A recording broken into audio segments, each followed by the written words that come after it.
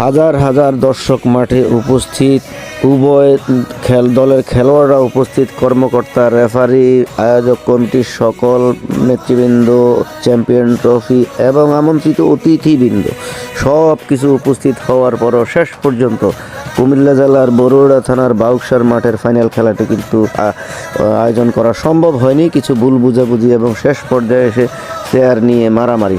সম্মানিত দর্শক, আমি বলছিলাম কুমিল্লা জেলার বরুড়া থানার বাউকসার বাজার সংলগ্ন মাঠের ফাইনাল খেলার কথা, যেটি গত শুক্রবার অনুষ্ঠিত হওয়ার কথা ছিল। সব কিছু ঠিকঠাক ছিল। আপনারা দেখছেন হাজার হাজার দর্শক মাঠে উপস্থিত, তারপরেও কিন্তু এই দর্শকদেরকে হতাশ হয়ে বাড়ি ফেরত যেতে হয়েছে।